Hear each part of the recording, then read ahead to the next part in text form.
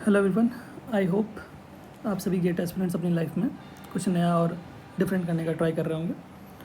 आज के इस सेशन में हम लोग बात करने वाले हैं प्रोबेबिलिटी के क्वेश्चंस के ऊपर। जो हमारा पहला क्वेश्चन है आज के सेशन का, ये क्वेश्चन पूछा गया था इन्वायरमेंटल साइंस एंड इंजीनियरिंग के पेपर में 2 मार्क्स के लिए, वो भी जनरल एप्टीट्यूड वाले सेक्शन में। ठीक है, देखते हैं इस क्वेश्चन को। क्वेश्चन क्या है? The probability of a boy और a girl being born is 1/2। That means कोई एक बॉय और कोई एक गर्ल के बॉर्न होने की प्रोबेबिलिटी क्या है? 1/2। ठीक है, करेक्ट। उसके बाद क्या बोला गया? For a family having only 3 children, एक फैमिली है जिसके कितने बच्चे? 3 चिल्ड्रंस हैं। Let us consider those childrens named as A, B and C. These are the children of a family. ठीक है, what is the probability of having 2 girls and 1 boy? Out of these children, what is the probability? हमें निकालना है what is the probability of getting 2 girl and 1 boy. Correct. सो यहाँ पर हम क्या करेंगे? यहाँ पर हम यूज़ कर सकते हैं जो हमारा बेसिक बाइनोमियल थ्योरम है उसको यूज़ कर सकते हैं। That means we have 3 childrens out of which what we want 2 girls, so we did 3C2। That means out of 3 children we want 2 boys and probability of getting boy is half. वो भी कितने boy चाहिए हमें? Sorry, हमारे पास में क्या चाहिए था? हमें गर्ल चाहिए थे 2। That means probability of getting a girl is half. कितने गर्ल्स चाहिए? 2। And probability of getting a boy is half. This one is for girl, correct, and this one is for boy. ठीक है, so there are 3 childrens out of which we want 2 girls. So 3 total बच्चे थे, उसमें से 2 बच्चे हमें क्या चाहिए थे? गर्ल चाहिए थे। So we did half raise to the power 2, that is girl कितने चाहिए थे? 2। और बॉय कितने चाहिए था हमें? सिर्फ 1। ठीक है, इसको अगर हम कैलकुलेट करेंगे तो हमें आएगा, इसको अगर आप कैलकुलेट करेंगे तो क्या आएगा बताइए? सो अगर मैं इसको करूँ 3C2 हमारे पास में 3 होता है एंड देन यहाँ से 2 का क्यूब आ जाएगा विच is nothing but 3/8। Correct. So option A is the correct answer here, that is 3/8 is the correct answer. एकदम बेसिक सा क्वेश्चन था जो कि 2 मार्क्स के लिए पूछा गया था, वो भी जनरल एप्टीट्यूड वाले सेक्शन में। ठीक है, आई होप ये क्वेश्चन आपको क्लियर हुआ होगा।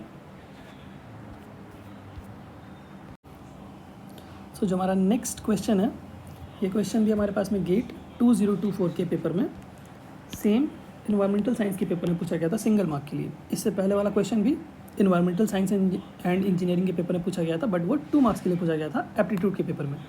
दैट मीन्स आप देख सकते हैं कि प्रोबेबिलिटी का जो टॉपिक है वो या तो आपके जनरल एप्टीट्यूड वाले सेक्शन में ही पूछा जाता है और हमारे पास में जो आपका मैथमेटिक्स वाला पोर्शन है उसमें भी पूछा जाता है। दैट मीन्स अगर आप एक टॉपिक को कवर करते हैं तो आपका दोनों पोर्शन कवर हो जाएगा। दैट मीन्स एप्टीट्यूड वाला सेक्शन भी प्रोबेबिलिटी का और आपका जो मैथमेटिक्स वाला पोर्शन है प्रोबेबिलिटी का वो भी कंप्लीट हो जाएगा। दैट मीन्स ये एक मार्क्स ऑब्टेनिंग वाला टॉपिक है।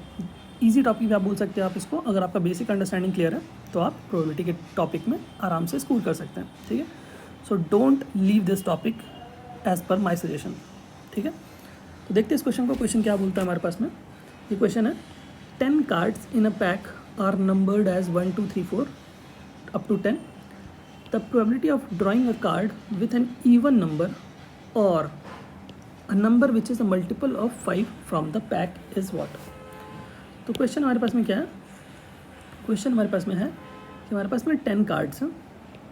ठीक है, ये 10 कार्ड्स क्या हैं? इसके ऊपर जो नंबर्स लिखे हैं वो नंबर्स लिखे हुए हैं 1 2 3 4 dot dot dot up to 10, इस तरह से करके इसके ऊपर नंबर लिखे हुए हैं। ठीक है, तो अब हमें क्या पूछा गया कि क्या प्रोबेबिलिटी होगी कि एक इवन नंबर मिले और a number which is multiple of 5।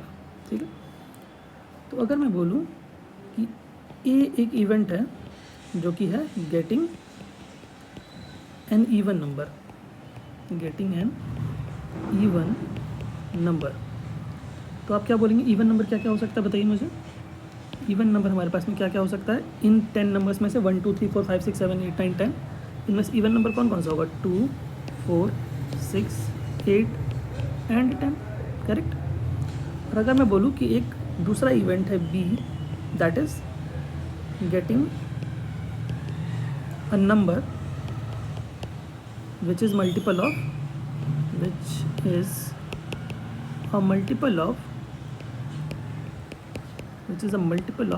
5, ठीक है। तो क्या होगा, 5 का मल्टीपल कौन कौन सा होता है, एक होगा 5 और एक होगा 10, ठीक है। इन 10 नंबर्स में से 5 का मल्टीपल कौन कौन सा होगा, एक होगा 5 होगा, एक होगा 10, ठीक। तो अगर मैं पूछूँ आपसे कि probability of event A, that means getting an even number, क्या बोलेंगे आप कि इन 5 नंबर्स, ये जो 5 नंबर्स हैं वो इवन है, दैट मीन्स 5, और टोटल नंबर्स कितने थे 10, दैट मीन्स ये टोटल नंबर्स थे 10, उनमें से ये getting an even number, that means even number आने की प्रोबेबिलिटी क्या हो जाएगी, which is nothing but 1/2, correct. Similarly probability of B क्या हो जाएगा, that is getting an number which is multiple of 5। तो मल्टीपल ऑफ 5 कितने नंबर्स हैं, टोटल नंबर्स हमारे पास में थे यहाँ पर 10, उनमें से ये 2 नंबर्स थे जो कि क्या थे, मल्टीपल ऑफ 5 थे। तो प्रोबेबिलिटी ऑफ बी क्या मिल जाएगी हमें, 1/5, करेक्ट। और हमें चाहिए क्या, अगर आप गौर से देखेंगे क्वेश्चन को तो आपको चाहिए और, that means an even number और a number which is a multiple of 5, that means ये हमें यहाँ और वाला सेंस मिल रहा है। तो हमें क्या करना पड़ेगा, अगर मैं बोलूँ आपको ये प्रोबेबिलिटी ऑफ, अगर आपको ये फार्मूला पता होगा, probability of A union B equal to क्या होता है, probability of A plus probability of B minus probability of A intersection B, correct. तो अगर मैं ये परफॉर्म करूँ, क्योंकि हमें यह और वाला सेंस चाहिए, यहाँ पर और है, इसलिए हमें probability of A union B निकालना पड़ेगा। तो प्रोबेबिलिटी ऑफ ए कितना है हमारे पास में 1/2, प्रोबेबिलिटी ऑफ बी हमारे पास में 1/5। अब आपको चाहिए probability of A and B, that means एक ऐसा नंबर जो कि इवन भी हो और 5 का मल्टीपल भी हो, इवन भी हो और क्या हो, 5 का मल्टीपल भी हो, दैट इज़ ये वाला 10, दैट मीन्स एक ही नंबर है ऐसा, दैट इज़ 1/10। तो अगर आप इसको कैलकुलेट करेंगे तो क्या आएगा, 6/10, जो कि करेक्ट आंसर है, ऑप्शन बी। चलिए, जो हमारा नेक्स्ट क्वेश्चन है, ये क्वेश्चन पूछा गया था इंस्ट्रूमेंटेशन इंजीनियरिंग के पेपर में 2 मार्क्स के लिए, ठीक है, जो कि हमारे पास में रैंडम वेरिएबल के ऊपर बेस्ड क्वेश्चन है और प्रोबेबिलिटी डेंसिटी फंक्शन के ऊपर बेस्ड है। तो क्वेश्चन हमारे पास में है, random variable there is X has a probability density function. तो कोई एक फंक्शन अगर हमारे पास में प्रोबेबिलिटी डेंसिटी फंक्शन होता है तो उसके लिए कंडीशन क्या होती है हमारे पास में, integral -∞ to infinity f(x) dx equal to 1, correct, ठीक है। तो इसी को यूज़ करेंगे अपन हम यहाँ पर। तो हमारे पास में यहाँ पर एक पीस वाइज फंक्शन गिवन है, that means x greater than equal to 0 के लिए फंक्शन हमारे पास में e⁻x है, अदरवाइज फंक्शन क्या है, 0 है, करेक्ट है। तो क्या पूछा गया, probability of x greater then 2, ठीक है। हमसे पूछा गया क्या प्रोबेबिलिटी होगी कि x की वैल्यू हमारे पास में 2 से बड़ी हो, उसकी प्रोबेबिलिटी क्या होगी, ठीक है। तो हम क्या कर सकते हैं, यहाँ पर सपोज़ करिए हमें यहाँ पर लोअर लिमिट क्या दी गई है 2, और हमें चाहिए अपर लिमिट में कुछ भी नहीं बोला गया। तो हम यहाँ पे क्या करेंगे, अगर मैं कुछ ऐसा लिखूँ, इंटीग्रल 2 टू इन्फिनिटी कर दूँ f(x) dx, उसकी वैल्यू चाहिए हमें, ठीक है। तो मैं यहाँ पे क्या करता हूँ, मैं यहाँ पर लिखता हूँ ये वैल्यू चाहिए हमें, ठीक है। Integral 2 to infinity f(x) dx की वैल्यू हमें क्या होगी, यही प्रोबेबिलिटी हमारे पास मिलेगा, that means so integral 2 to infinity e⁻⁻x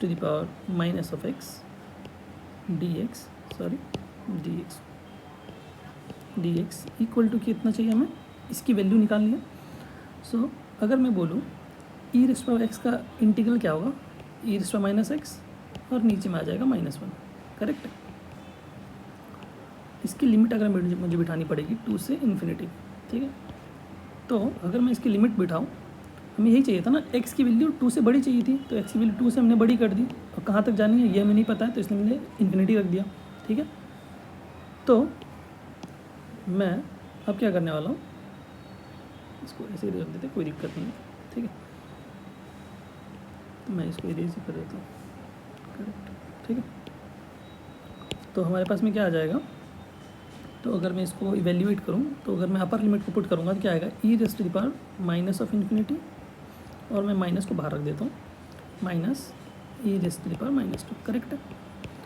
तो यहाँ पर माइनस रख देता हूँ, e raise to power minus infinity क्या होता है, 0 हो जाता है। तो इसकी वैल्यू हमें क्या मिल गई, दिस वन टेंड्स टू 0, तो हमारे पास में क्या मिल जाएगा, minus of e raise to the power -2 which is nothing but 1/e², और ई स्क्वायर की वैल्यू होती है, ई की वैल्यू होती है 2.71, और ई स्क्वायर की वैल्यू आप करेंगे तो आपको आएगा 7.34 के अराउंड अप्रॉक्सीमेट। तो 1/7.38 आप करेंगे तो आपको मिलेगा 0.136 के अराउंड मिलेगा अप्रॉक्स, ठीक है। तो यहाँ पर आंसर आपसे पूछा गया था अप टू 3 डेसिमल प्लेस, तो हमारे पास में आंसर यहाँ क्या हो जाएगा, 0.136। जो आंसर की है उसमें गिवन है रेंज, जो कि है रेंज इज़ 0.13 से लेकर 0.14, ठीक है।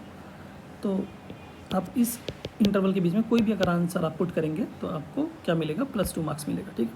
तो यहाँ पर हमारा आंसर क्या आ रहा है, 0.136 which is a valid answer in this range, correct. So इस पर्टिकुलर क्वेश्चन में हमारे पास में क्या था, एक प्रोबेबिलिटी डेंसिटी फंक्शन का कंसेप्ट पूछा गया था, इजी सा कंसेप्ट, दैट मीन्स हमारे पास में पीस वाइज फंक्शन डिफाइंड था और हमसे पूछा गया था कि probability of x greater then 2 क्या होगा, ठीक है। यहाँ पर हमने बेसिक सा PDF का एक कंसेप्ट यहाँ पे यूज़ किया। आई होप आपको समझ में आया होगा। अगर आपका कोई भी डाउट होता है तो आप क्या कर सकते हैं, हमें कमेंट बॉक्स में कमेंट करके बता सकते हैं, ठीक है। Thank you so much, thank you.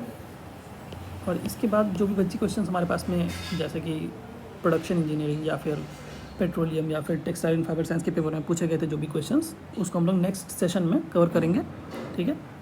So thank you so much, thank you.